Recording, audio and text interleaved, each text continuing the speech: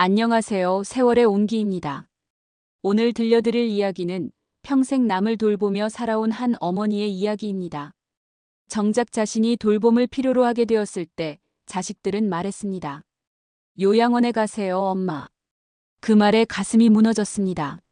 하지만 그녀는 쓰러지지 않았습니다.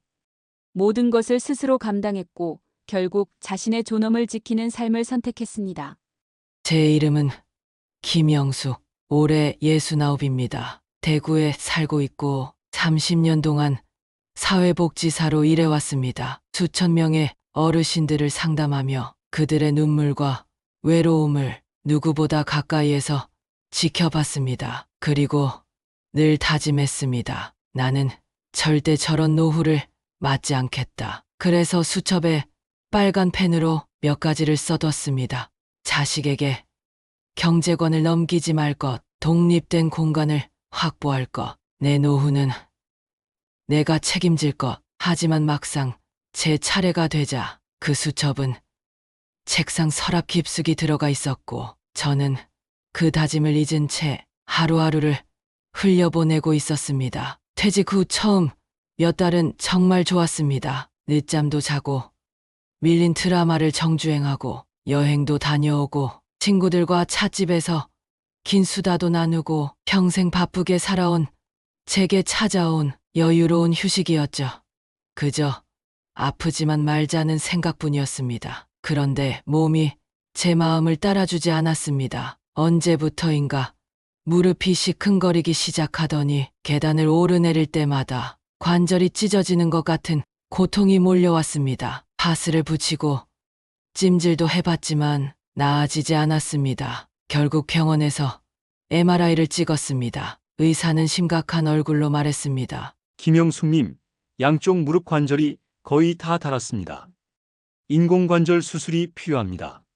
그 순간 눈앞이 아찔했습니다. 이게 남의 얘기만은 아니구나. 이제 나는 남의 도움 없이는 살아가기 힘든 사람이 되어버렸습니다. 수술은 잘 끝났습니다. 하지만 문제는 그 다음이었습니다. 양쪽 무릎을 모두 수술한 상태라 거동이 거의 불가능했고 화장실을 가는 것조차 힘겨웠습니다. 재활 치료가 필요했고 최소 몇 달은 타인의 도움이 필요하다는 말을 들었습니다. 처음엔 병원에서 요양병원 전원을 권유받았습니다. 하지만 저는 단호히 거절했습니다. 그 수많은 상담을 하며 요양병원, 요양원에서 겪는 어르신들의 외로움과 무력함을 누구보다 많이 봤기 때문입니다.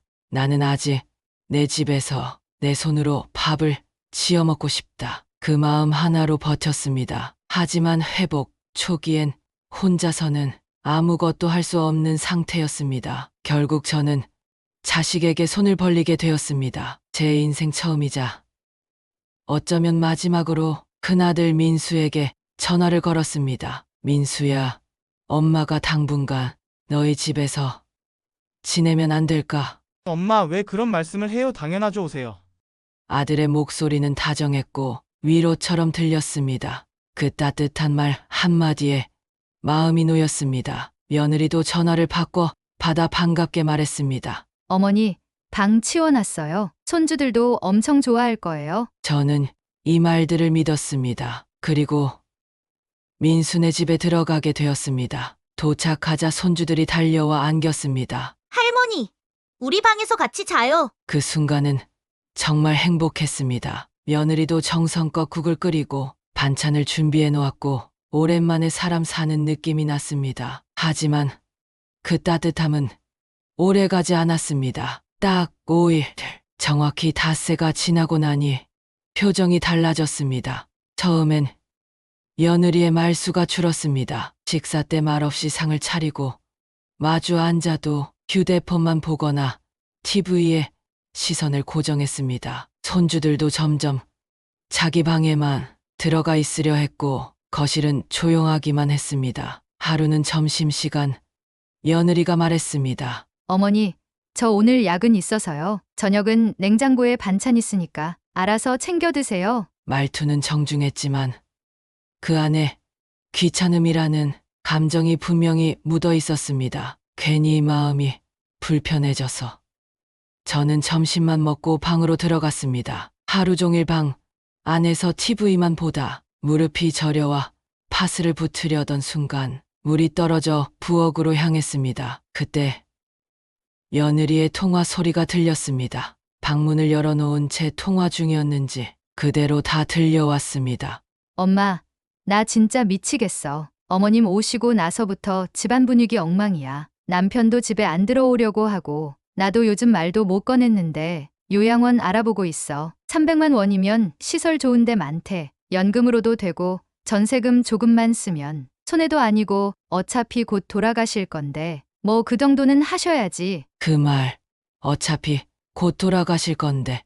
그 말을 들은 순간 귀에서 소리가 멈췄습니다. 가슴이 쿵 내려앉았고 머리가 멍해졌습니다. 나는 지금 살아있는 존재가 아니라 언제 죽을지 모르는 전세금으로 보이는구나. 저는 화장실로 들어가 문을 잠갔습니다. 변기 뚜껑을 내리고 앉아 손으로 입을 막고 울었습니다. 소리 내어 울지 않기 위해 최대한 참았지만 눈물은 멈추지 않았습니다. 며칠 후 아들 민수가 퇴근 후 제 방으로 들어왔습니다. 낯선 조심스러움이 묻어있는 얼굴이었습니다. 엄마 잠깐 얘기 좀 할 수 있을까?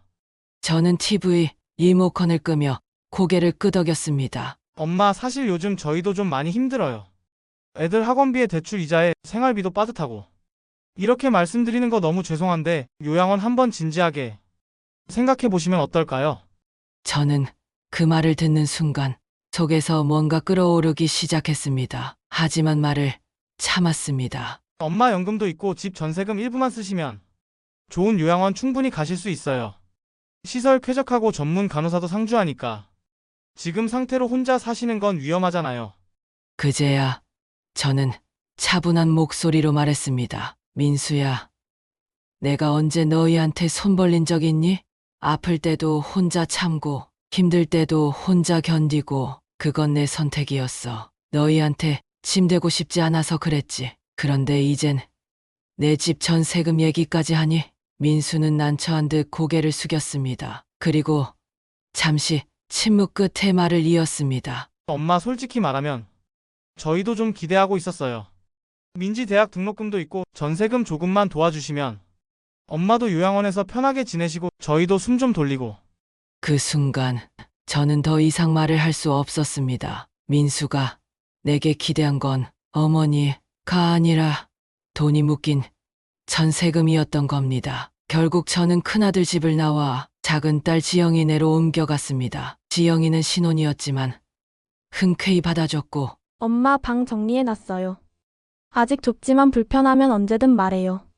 라며 반갑게 맞아줬습니다. 조금은 위안이 됐습니다. 신혼집이라 좁아도 딸이 직접 준비해준 방에서 시작하는 새 출발이라 믿고 싶었습니다. 며칠 동안은 정말 괜찮았습니다. 지영이는 퇴근 후 제 방에 들러 이야기도 나누고 저녁엔 간단한 스트레칭도 함께 해줬습니다. 사위도 처음엔 예의 바르게 인사하며 잘해주었습니다. 하지만 시간이 조금씩 흐르면서 그 따뜻함은 서서히 금이 가기 시작했습니다. 엄마 오늘 회사 회식 있어서요. 냉장고에 반찬 넣어뒀어요. 어머니, 오늘은 저녁에 친구가 온다고 해서 방에만 좀 계시면 감사하겠습니다. 말은 정중했지만 마음은 상했습니다. 내가 방해가 되는 존재구나. 다시금 깨닫게 되었습니다. 그러던 어느 날 밤 방 안에서 쉬고 있는데 벽 너머로 부부 싸움 소리가 들렸습니다. 당신 어머니, 언제까지 여기 계실 거야? 솔직히 신혼집인데 너무 불편해. 그럼 어쩌라는 거야. 오빠도 엄마 못 모시겠다고 했잖아. 요양원 보내야지. 어차피 장모님 연금도 있잖아. 우리도 힘들어. 그 말들이 화살처럼 꽂혔습니다. 숨을 쉬기가 어려웠습니다. 내가 평생을 바쳐 키운 자식들이 이제는 나를 언제 보내나 눈치 보는 사람들이 되어 있었다는 사실이 믿기지 않았습니다. 다음 날 아침 지영이는 아무 일 없었다는 듯 웃으며 말했습니다. 엄마 오늘 기분 어때요? 무릎은 좀 괜찮으세요? 저는 억지로 미소 지으며 대답했습니다. 응. 좀 나아진 것 같아. 고맙다.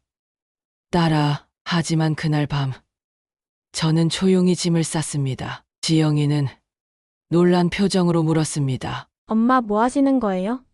엄마, 이제 집으로 갈 거야. 너희도 신혼인데.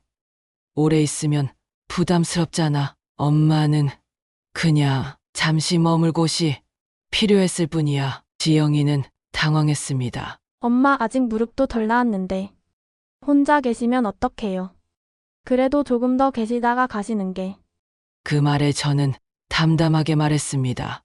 됐어. 엄마가 더 있으면 너희 싸움만 늘어날 것 같아. 그렇게 저는 다시 제 집으로 돌아왔습니다. 2달 만에 찾은 집은 먼지가 수북이 쌓여 있었고 찬 기운이 돌았지만 이상하게도 마음은 편안했습니다. 아무도 눈치 볼 필요 없는 내 공간이었으니까요. 하지만 현실은 냉혹했습니다. 무릎은 여전히 불편했고 화장실을 가는 것도 고역이었습니다. 식사를 준비하는 건 더더욱 어려웠습니다. 하루는 컵에 물을 따르다 그만 흘리고 말았습니다. 바닥에 쏟아진 물을 보며 그 자리에 주저앉아 버렸습니다. 나 정말 혼자 못 사는 걸까? 간병인을 알아봤습니다. 24시간 돌봄은 하루 15만 원, 한 달이면 450만 원, 심지어 주말은 추가 요금까지 발생했습니다. 연금은 월 180만 원, 말이 안 되는 금액이었습니다.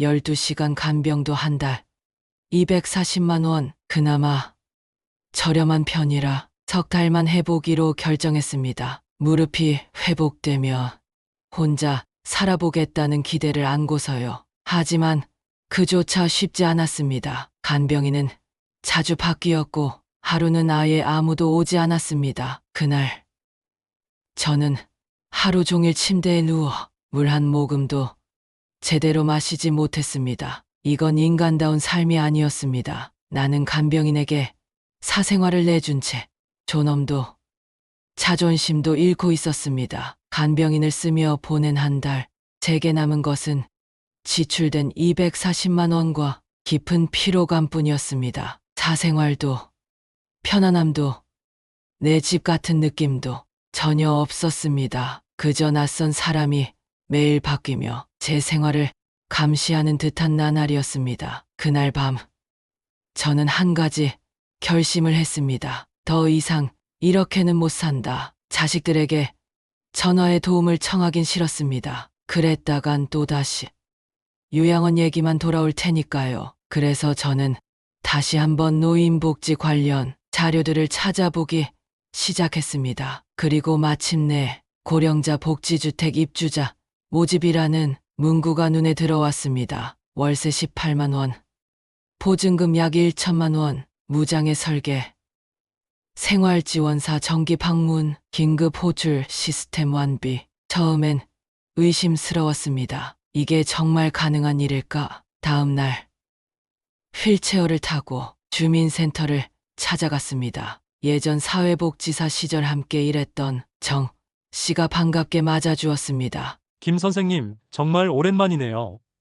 그동안 잘 지내셨어요? 아니요, 이제서야 진짜 고민이 시작된 것 같아요. 저는 정 씨에게 고령자 복지주택에 대해 물었고 그는 친절하게 안내해줬습니다. 여기에요. 이게 그 모집 공고고 신청서예요. 김 선생님은 사회기여자 가산점이 있으시니까 웬만하면 입주 가능하실 거예요. 공고를 들여다보며 저는 손끝이 떨렸습니다. 제게도 아직 선택할 수 있는 길이 있다는 사실에 집에 돌아와 오래 묵혀둔 전세 계약서를 꺼냈습니다. 집을 빼고 보증금 일부를 복지주택에 넣고 남은 돈은 노후 자금으로 따로 보관할 수 있다며 민수도 지영이도 이젠 몰라도 돼. 이건 내 인생이니까. 신청서는 빠르게 작성했습니다. 정 씨의 도움으로 필요한 서류를 구비하고 사회기여자 경력 증명도 발급받았습니다. 정 씨는 미소를 지으며 말했습니다. 김 선생님, 입주 가능성 높아요. 요즘은 어르신들 중에 정말 독립적으로 사시려는 분들이 많거든요. 그렇군요. 이제 나도 그중 하나가 될 수 있겠네요. 집으로 돌아오는 길, 휠체어에 앉아 창밖을 보며 생각했습니다. 요양원이 아닌 선택지가 있다는 것만으로도 이렇게 안심이 되다니. 하지만 그 기쁨은 오래가지 않았습니다. 집에 도착하자마자 전화기를 들고 민수에게 전화를 걸었습니다. 민수야, 엄마 좋은 소식이 있어. LH 고령자 복지주택에 신청했어. 이제 입주 심사만 통과하면 이사할 수 있어. 한참 침묵이 흐른 뒤 민수가 말했습니다. 복지주택이요? 거기 괜찮은데 맞아요. 응, 월세 18만 원, 보증금 1천만 원 정도 내 연금으로 충분히 감당할 수 있어. 그럼 전세금은 어떻게 하실 건데요?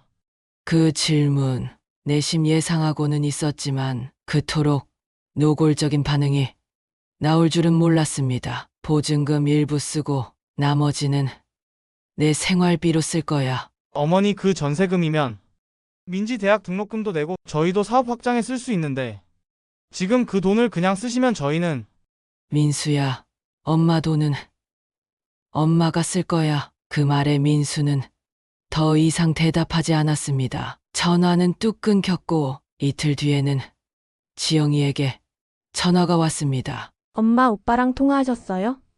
응, 왜? 복지주택 얘기 들었어요. 그런데 진짜 혼자 사시기 괜찮겠어요?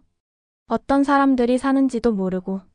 다 엄마 같은 사람들일 거야. 자식들 부담 주기 싫어서 자기 힘으로 살아보겠다고 애쓰는 사람들. 지영이는 한숨을 쉬며 말했습니다. 그래도 전세금은 너무 아깝잖아요. 그 순간 저는 너무나 분명히 알 수 있었습니다. 자식들에게 나는 사랑받아야 할 존재가 아니라 돈이 묶인 전세금이라는 것을. 며칠 후 기다리던 전화가 왔습니다. 김영숙님 축하드립니다.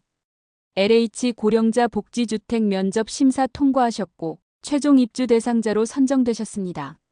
그 말을 듣는 순간 손에서 전화기를 떨어뜨릴 뻔했습니다. 기쁨, 안도, 눈물, 모든 감정이 한꺼번에 몰려왔습니다. 드디어 내 삶의 문을 다시 열 수 있는 기회가 온 거구나. 이사일은 한 달 뒤로 정해졌고 저는 전세 계약 해지를 준비하며 짐을 정리하기 시작했습니다. 그 소식을 자식들에게 알렸습니다. 먼저 전화를 받은 건 지영이었습니다. 엄마 합격하셨다고요? 축하드려요.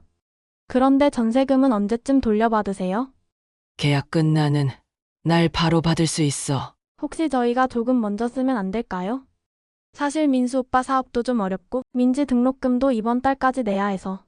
지영아, 엄마가 지금까지 너희한테 단 한 번이라도 돈 달란 적 있어? 아니요. 학자금, 결혼자금, 엄마가 알아서 다 했잖아. 이제 와서 엄마 노후 자금을 왜 달라고 하는 거야? 지영이는 말을 잇지 못했습니다. 이틀 뒤 민수가 집에 찾아왔습니다. 손엔 화분 하나를 들고 있었습니다. 어머니 축하드려요. 복지주택 괜찮아 보이네요.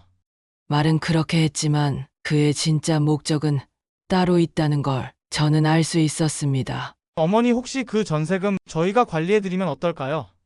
엄마가 직접 쓰시는 건 좀 위험할 수도 있으니까. 관리. 민수야. 내가 말하는 관리가 뭔지 알아. 그건 결국 너희가 쓰고 싶다는 거잖아. 민수는 아무 말도 하지 않았습니다. 그 침묵이 모든 걸 말해줬습니다. 그 순간 저는 단호히 말했습니다. 엄마 돈은 엄마가 써. 앞으로 너희한테 의지하지 않을 거고 이제 더는 손 벌릴 일도 없을 거야. 그러니까 엄마 인생에 간섭하지 마. 이사 하루 전날 민수와 지영이가 함께 찾아왔습니다. 오랜만에 보는 두 자식의 얼굴은 어색하게 굳어 있었습니다. 어머니 이사 준비는 다 되셨어요? 응, 큰 짐은 이삿짐 센터 부르고 나머진 박스에 정리 다 했어. 저희가 도와드릴게요. 아니, 괜찮아. 정 씨가 와서 같이 해주기로 했어. 잠시 침묵이 흐른 뒤 민수가 조심스럽게 말을 꺼냈습니다. 어머니 전세금 얘기 다시 한번 말씀드려도 될까요? 또 그 얘기니? 민지 등록금이 정말 급해요. 저희가 절대 낭비 안 하고 꼭 필요한 데 쓸게요. 내가 앞으로 돈 쓸 일이 없을 거라고 생각하니? 그게 아니라 그냥 저희가 관리만. 민수야, 엄마 아직 안 죽었어. 앞으로도 병원 갈 일 많고 약값도 들어. 생활비도 필요하고 취미 생활도 할 거야. 엄마도 사람답게 살고 싶어. 지영이가 중간에 나섰습니다. 엄마, 우리 그런 뜻으로 말한 거 아니야. 그냥 걱정돼서 그래. 그럼 엄마 걱정만 해줘. 돈 걱정은 엄마가 알아서 할게. 두 자식은 더 이상 아무 말도 하지 않았습니다. 민수는 고개를 숙였고 지영이는 눈가가 붉어졌습니다. 그래도 가끔 보러 와도 돼요? 물론이지. 단, 전세금 얘기만 안 하면 언제든지 환영이야. 그날 저녁, 저는 오랜만에 가슴이 편안해졌습니다. 드디어 진짜 내 삶을 시작할 수 있겠다는 실감이 들었습니다. 이사 당일, 아침 햇살이 환하게 들었습니다. 짐차가 집 앞에 도착했고 주민센터 정 씨가 먼저 와서 저를 도와줬습니다. 김 선생님, 오늘부터 진짜 시작이에요. 그러게요.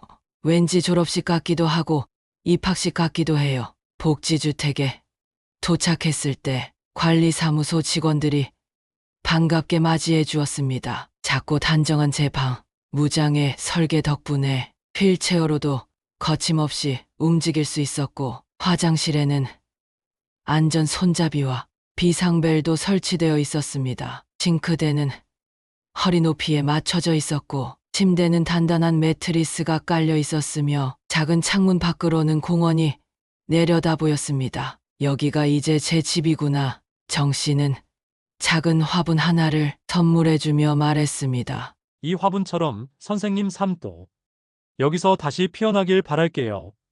이삿짐을 정리한 후 복지주택 건물 안을 천천히 둘러봤습니다. 복도에서는 인사를 건네는 어르신들이 있었고 공용 휴게실에서는 누군가 텔레비전을 보고 있었습니다. 안녕하세요. 새로 오신 분이죠? 네. 김영숙이에요. 여긴 다 비슷한 사연으로 오셨어요. 서로 기대면서 살아요, 우리. 그 말이 그렇게 따뜻하게 들릴 줄은 몰랐습니다. 이름 모를 친절과 느슨한 연결. 그게 바로 이곳의 공기였습니다. 첫날 밤, 혼자 침대에 누워 천장을 바라보며 생각했습니다. 드디어 내 인생을 남이 아닌 나 스스로 선택해서 살 수 있게 되었구나. 며칠 후, 복지주택 생활은 점점 익숙해졌습니다. 아침이면 단지 내 작은 공원에서 걷기 운동을 하는 어르신들이 있었고 저도 그 모임에 자연스럽게 합류했습니다. 김영숙 씨 오늘도 일찍 나오셨네요. 네. 공기가 참 좋네요. 무릎도 훨씬 편해졌어요. 함께 걷고, 함께 웃고, 자식들 얘기, 건강 얘기, 옛날 이야기들로 하루가 흘렀습니다. 한 어르신이 말했습니다. 여기서 제일 잘 적응하시는 것 같아요. 사회복지사셨다면서요. 네. 30년 가까이요. 그럼 우리도 상담 좀 받아야겠네요. 그 말을 계기로 저는 단지 내 작은 도서관에서 무료 상담 봉사를 시작했습니다. 매주 목요일 오후 어르신들의 이야기를 들어주고 복지 혜택이나 생활 정보를 알려드렸습니다. 김 선생님 덕분에 밤잠이 편해졌어요. 누구한테도 말 못했던 걸 털어놓으니까 속이 뻥 뚫려요.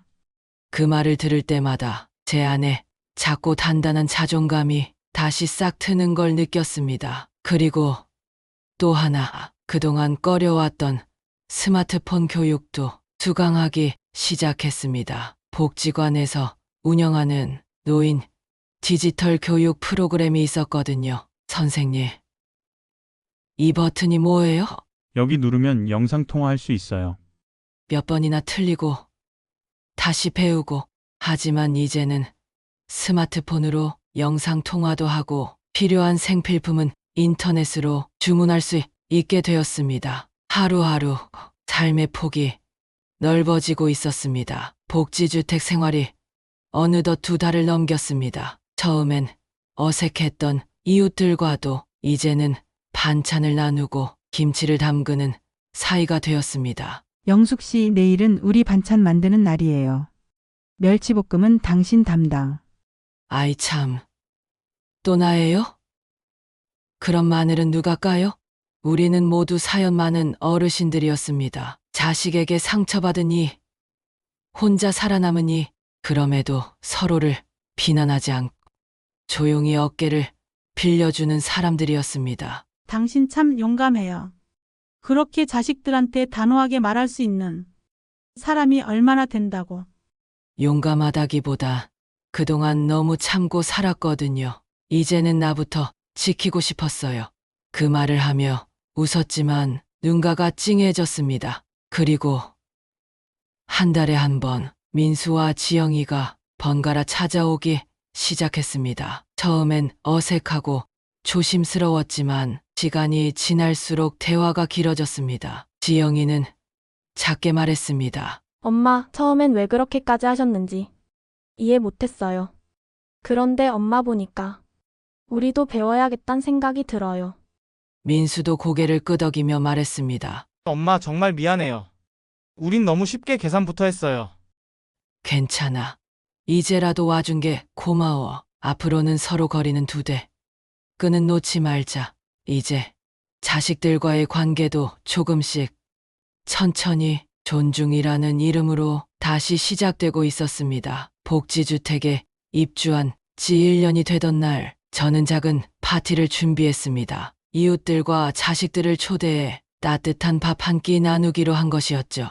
방 안엔 작은 꽃다발과 손수 만든 반찬들, 이웃 최 할머니는 직접 담근 깍두기를 들고 오셨고 박 할머니는 삶은 계란과 과일을 가져오셨습니다. 영숙 씨 덕분에 우리도 다 같이 웃을 수 있었어요. 김 선생님, 여기 오셔서 제일 밝아진 분이세요. 민수와 지영이도 아이들과 함께 도착했습니다. 손엔 조그마한 케이크가 들려 있었고 아이들은 해맑게 말했습니다. 할머니 축하해요. 식사를 마친 후 저는 조용히 모두를 바라보며 입을 열었습니다. 여러분, 사실 이 자리를 마련하면서 많이 망설였습니다. 혼자 있는 게 익숙해서 누군가를 초대하는 일이 조금은 겁났거든요. 하지만 오늘 이렇게 웃고 떠드는 여러분을 보니 정말 잘했다는 생각이 들어요. 그리고 자식들을 향해 말했습니다. 민수야, 지영아, 엄마가 너희와 떨어져 살겠다고 했을 때 너무 상처받았지? 하지만 엄마는 이제야 비로소 자기 삶을 살고 있다고 느껴. 너희 덕분에 여기까지 온 거야. 고맙고 앞으로는 서로 기대지 않고 서로 존중하면서 지내자. 지영이는 눈시울을 붉히며 고개를 끄덕였고 민수는 조용히 제 손을 잡았습니다. 어머니 존경해요. 그리고 정말 죄송했어요. 그 순간 저는 알 수 있었습니다. 내가 선택한 이 길은 외로운 길이 아니었다는 것을, 당당한 길이었고 내 아이들에게도 무언가를 남길 수 있는 삶의 방식이었다는 것을. 며칠 뒤 복지관에서 스마트폰 영상 촬영 교육을 받으면서 강사님이 물었습니다. 여러분 본인의 이야기를 영상으로 남기고 싶은 분 계세요? 저는 손을 들었습니다. 그리고 이렇게 말했습니다. 안녕하세요. 저는 김영숙입니다. 올해 69이고 대구에 살고 있습니다. 30년 동안 사회복지사로 일했지만 정작 제 노후는 준비하지 못했습니다. 퇴직 후 인공관절 수술을 받고 자식 집을 전전하며 서럽게 살았고 결국엔 자식들에게 요양원 가세요라는 말까지 들었습니다. 그 순간 깨달았습니다. 이대로는 내 인생이 너무 서럽겠구나. 그래서 선택했습니다. 고령자 복지주택, 작지만 안전하고 무장애 설계와 생활지원사가 있는 곳, 그리고 제 인생을 제 방식대로 살아갈 수 있는 곳. 지금 저는 자식 눈치 보지 않고 눈물 삼키지 않고 자존심을 지키며 살아가고 있습니다. 혹시 지금 이 영상을 보고 계신 분들 중 저처럼 고민하고 계신 분이 있다면 꼭 말씀드리고 싶어요. 우리는 아직 늦지 않았습니다. 자식에게 기대지 않아도 됩니다. 요양원이 아니어도 됩니다. 우리 스스로 선택할 수 있고 존엄을 지킬 수 있습니다. 노후에도 자신의 삶을 책임지고 스스로 결정하며 살아갈 수 있는 힘이 우리 안에 있습니다. 이 영상이 도움이 되셨다면 좋아요와 구독 그리고 주변 어르신들과 꼭 공유해 주세요. 우리 모두의 노후가 더 당당하고 더 따뜻하길 바랍니다. 감사합니다.